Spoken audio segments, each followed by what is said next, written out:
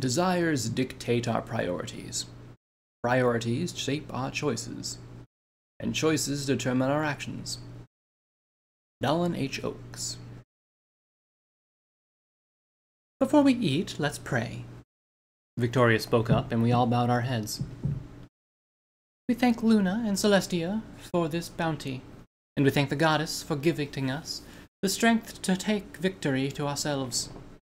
May you guide our fallen to the promised land and continue to watch over them. Amen. We all repeated amen after Victoria and dug into our food. I looked down at the assortment of plates of apples, pineapples, and a few other things that looked good. Sadly, I didn't feel much like eating. Having taken a bite of the pineapple slice, it tasted the same, but it felt different than before. Luckily, Black Spot had taken a seat next to me, scooted in close, so I hid him to eat the rest. What was left of the core brigade were enjoying themselves at the table, eating, drinking, and messing with each other. I never got the time to count them before. From the looks of it, there were less than half of us from before the fighting started. There were some other ponies at the table. I can only guess that they were important, but definitely not part of the brigade. Also, we had ponies serving us the food and drinks, most of which seemed to be what was left of the guards, all wearing clothes that the whores used. Victoria had gotten up into a makeshift stage, and Puppet Strings held a microphone for her. You're all wonderful, you know that. Not only did we take the ship, but we were able to capture the demon. We ensured our place among the fleet. Her voice boomed through the speakers, and a cheer came from the crowd.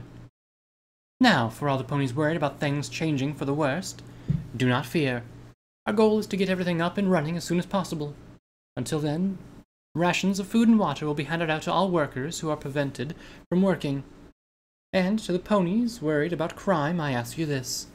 Did Black Powder ever care about that in the first place? We will seek to keep the order, and we'll begin recruiting more ponies into our family soon. So if you want the city to become better, you know who to turn to. Our door is always open. Taking a long drink of water, Victoria looked over at me. Now, let's honor our heroes in this fight. First off is Puppet Strings, who disrupted the Loyalist ability to communicate with each other over the comm, and Carving Doll, for leading the assault, as well as disposing of our power-armored Gassat. Last, but not least, Little Star Charter, who rang the first shot, swung the final blow, as well as lured in the demon for us to capture. I sipped from my cup of grog as all the others looked over at me. I finally had the respect I always wanted. It felt good, but yet I didn't feel happy about it. Now, a song by yours truly. We all finished our breakfast. I even managed to take another bite before letting Black Spot have the rest. Getting out of my seat, I trot over to Cargo Town. With nothing else to do, I wanted to take a look around. Black Spot quickly followed behind me. It was still too early for Cargo Town to be busy. Ponies were out and about, but most were taking care of their personal business. Much of the aftermath of the fighting could be seen elsewhere, with shells and bullets, snuff littering the area. Most ponies had taken to cleaning up their little areas, but most just ignored it like any other trash. Even though the street was far from being full, the other ponies made sure to give us space as we walked by. If they had anything to say about us, they kept it to themselves. I caught a few dirty looks, but that was few and far in between. No pony here was going to try and thump me, or call me a ship rat. They were too scared to even try. I probably could just take something of theirs and not worry about them stopping me. I'd finally gained the respect and fear I deserved. Hey, Star! Hey! Black Spot rubbed his shoulder against mine. Is it true? Did you rip out another pony's throat? He leaned and whispered, With your teeth? I nodded, wondering why he was asking. That's cool. I'm gonna do that. Show 'em how strong I am. I bet if they let me in that fight, I'd be a one-pony army. I chuckled. Black Spot was a lot of things, but a fighter he was not. He'd been hiding behind my flank ever since I saved his. Don't laugh. I'll show you and everybody else. Captain Black Spot, the most feared captain of the fleet. He slowly waved a hoof across, as though the title was right above his head. I gave him a playful little shove. And by feared, you mean fearful? He puffed his cheeks and I laughed. But a captain of your own ship, you think you can do that? He raised an eyebrow at me. Didn't you kill the captain of this ship? And Victoria doted on you like a prized sister. It'd be stupid if you didn't get your own ship. He nuzzled me, catching me by surprise. You make me jealous, you know that. Whatever you want, you go and get it, and no pony can stop you. Wait, what? What was that last part? He suddenly backed up. Sorry, I didn't mean I was jealous. I mean I admired ya. I admire ya. Can we cuddle? I face-hoofed. No, after that. He stopped for a moment, taking a thinking posture. You mean the part about you getting whatever you want? Is that true? Did I want all of this? The respect, the fear, the attention of Victoria? Why do I feel so unhappy? Before I met Prism Paint, this was all I wanted. And that's it. You must have done something to me. Black Spot. He froze in place. Get me stuff, and meet me for the chapel. He tilted his head. Why? I sighed. I have a question to ask a pony. It hadn't taken Black Spot long to bring me my saddlebags. It was all there. The rust gun, the ammo, the cutlass, the battle saddle. Stuff I'd taken from the captain's bedroom. Even my tinted goggle eyepiece was there, too. So, what be you going to do with that stuff? Wait, be you going to kill the demon? Black Spot had an understanding, confused look on his face. I shook my head. No, I just need to ask her a question. Then why do you need all your stuff? Putting on the saddlebag, I bopped him on the nose. Can't go unprepared. Never know when you get shot by some pony. He took a look back as I grinned wide. Now stay out here. This probably won't take long. Probably. He nodded and I walked to the door.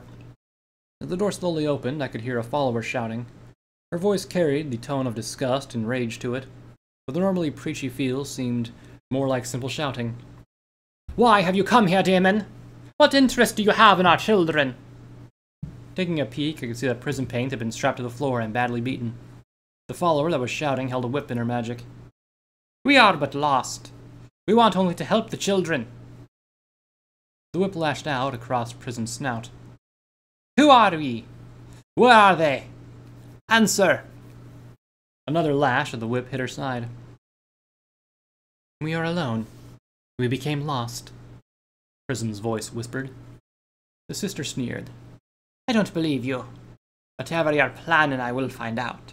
By the grace of the goddesses, I will find out. I cleared my throat, catching both their attention. The sister looked positively livid, where Prism looked shocked to see me. Before you harm her any further, I have something to ask her. The sister snapped the whip in my direction.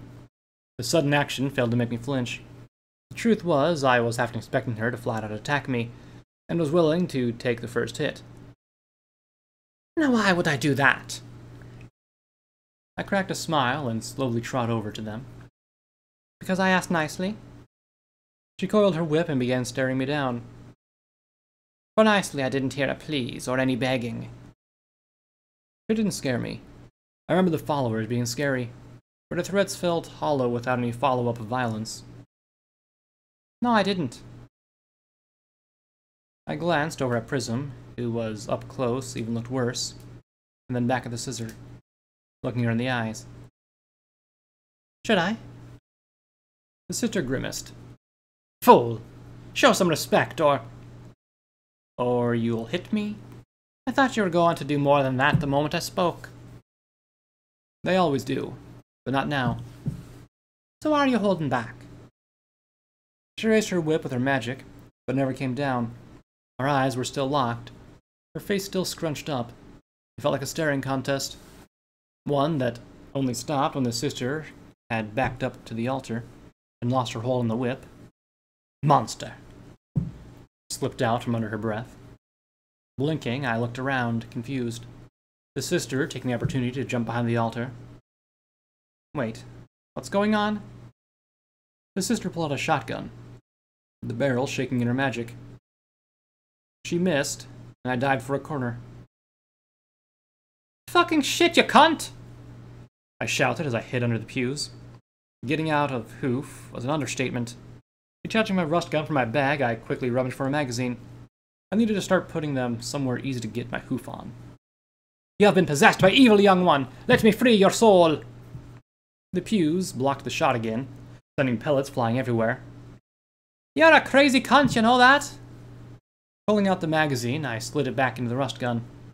She came to view, shotgun over her head. By the glory of the goddesses, be purged! I rolled.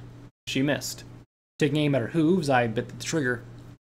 I hit her in the hooves, causing her to fall back to the ground. Our eyes met once more. I could see the fear in her eyes. I bit the trigger. Her head was gone, leaving nothing but a stump. Pulling out the empty magazine, I placed it back into my bag, pulling out another from under the pew. Taking another quick look around and seeing no pony was around, I reattached my rust gun to my bag. Why did you do that? Prism spoke up. I sighed.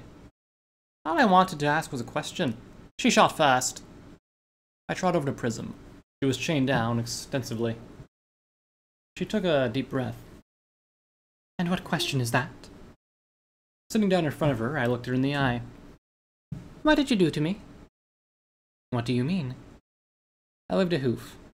I have everything I want now. The respect, the fear, Victoria's attention. But why be I not happy about it? Prism tilted her head. And you think we are the cause of your unhappiness? I slammed my hoof to the floor. Stop answering me with questions! She stared at me silently. Say something, damn it! Give me an answer! Stop making me feel bad, just stop it! Do you feel better now that you've shouted at us? I grit my teeth in frustration. How am I supposed to feel better? All I want is an answer! Prism took another deep breath. If we give you an answer, do you think you'll actually feel better? I nodded. Fine then. If we had to guess, we say that all the things that you wanted aren't something you actually want. I cocked an eyebrow. How can it not be what I want? It's what every pony wants. She shook her head. When we come into unity, we wanted to forget. But now we want to remember. We know that we had been lying to ourselves. That's why we came out here, lost and confused. All we wanted was our son back, and without him, we didn't want to live. Prism attempted to stand, but the chains held her down. Unity was an excuse. We became lost. We wanted to die, but we couldn't kill ourselves. And how does that relate to me? She smiled. You reminded us of our son, so daring and full of life, so willing to fight for the things you wanted. He would talk about how he would become a hero, how he would live in a castle, but we think all he really wanted was to see us smile. And? She rolled her eyes. What you want is something more simple. Everything else is just a bluster. I stood up. So what be it I want? To be free. You looked at those maps like they were red rainbows. Each page of the book you would linger on, images of the stars and that sextant. You studied it like we studied paint. And that's it? I can be free in the fleet. Do you think they actually let you be free? We've seen life on this ship. No pony looks happy, much less free to themselves. Tell us one point in time where you ever feel free in this pace. I couldn't think of one point. Even if I had respect, I'd still have to serve the fleet in a few years. Would I still be with Victoria? Shut up! What do you know? You're the one tied down, not me! Not me! Prism sighed. So then why are you getting upset? I'm not upset! I sawed my hoof to the ground again. She looked me in the eyes. If that is true, then leave. Live your life and let us die. I don't want to let you die! I whined. Prism looked away. We don't want to see you die either. You see, our son didn't want to see us cry or be hurt, so one day he tried to defend us and he died in our hooves for it. So please, just leave and live. Let us go. I spat at the ground. Was that it? Was that why I was feeling this way? I didn't like it. I didn't like it at all. Looking over at the headless sister, I quickly trod over to her body and rummaged through her pockets. Bingo, a key. Running back to Prism, I dropped a key in her hooves. She stared down at the key and then up at me. What are you doing? I don't want you to die, so I'm helping you escape. She shook her head. We can't. You'll be punished for this. I shrugged. I already killed the sister, so I got something coming my way. She sighed once more and lifted the key in her magic. Click by click, she unbolted herself from the chains. Free from her binding, she got up and stepped over to me. 2 things. What? She lifted me with her magic and placed me onto her back. First, we need a navigator if I'm going to get anywhere. Caught off guard, I quickly held onto her neck. What's the second? As we walked into a corner of the chapel where her saddlebag was. We will need provisions for our trip. She slung the bag over her back and slid it under me. Trip? What are you talking about? She smiled and we became invisible. We're going to Equestria. Unless there's some other place you want to go. This felt odd, but my heart was pounding with excitement. Well, one of the maps had a chain of islands called the Mewari Islands, but Equestria sounds better. Equestria it is. We turned to the door, and she trod over to it. I glanced at the mirror to see that yes, we were invisible. The doors opened up and she stepped out. A crowd of concerned-looking ponies had formed and seemed confused by how the doors had opened by themselves. A black spot was nearby, keeping hidden behind another pony. I wanted to say goodbye, but I didn't want to get Prism captured again. With the sound of flapping wings, we lifted off the ground, leaving the confused crowd behind us. We circled the city, it looking like just a small, as I remembered it, from the last time I was riding on Prism like this. As we flew, I could see one lone figure at the top of the main tower. Prism, can we make a stop? Yes, but why? I was going to make a gesture, but I remembered we were invisible. On top of that tower, there's a pony I need to say goodbye to. Prism suddenly descended the tower. I could see Victoria standing at the edge of the tower, and hanging from the flagpole was the body of Blackwater. Saint Rosalind, protect me. Hold your rifle for all to see. Thundering loudly through Luna's night, keep me safe till Celestia's light.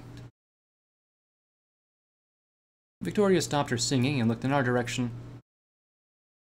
So that's how you were buzzing around. No, don't drop your invisibility. Best to keep it between us. How? Prism asked. Victoria giggled. I have my ways. So this is the path you chose, Star? It's never too late to come back to my side. I took a deep breath. I'm going to see Equestria with Prism paint. I just wanted to say goodbye. She smiled. Goodbye. Nonsense. It's not like we'll never see each other again. Let's just say, until next time. I let out a breath. Until next time. Victoria rose a hoof. Oh, and Prism paint, was it? Would you kindly look after my little star charter? I do expect to see her again, and I'll not be pleased to see her become a weakling. Prism didn't respond. Good. Now get going. If you do stick around, it'll only cause a panic. She turned and walked away. We headed in the direction of the rising sun, as Prism told me that she had come this way, going the direction of the setting sun. It wasn't until nightfall that we stopped. Prism picked a lone cloud to sit on. Using the maps and star chart and the sextant, I looked to find out exactly where we were. What took the most effort was locating the right bunch of stars, but after some time, I found what we were looking for. After finding the star constellations, I got to work using the sextant.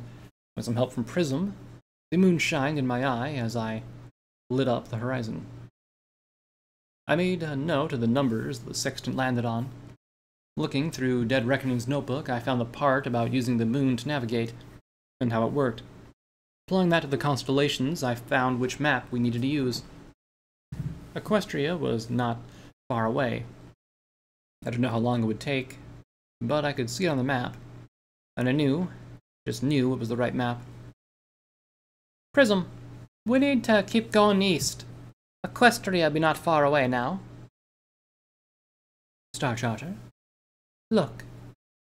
I looked at her, and she was looking at me. What? She lifted the sextant with her magic, and poked my flank with it. My cutie mark had appeared. It was a sextant over 2 crossed cutlasses. Wow! You're an amazing little filly, you know that. I have such a badass cutie mark. My life's complete now. Prism laughed, and I laughed. We had a direction, I had a purpose, and Prism looked happy. I didn't know what was waiting for me in the future, but I was going to enjoy it. Quest completed.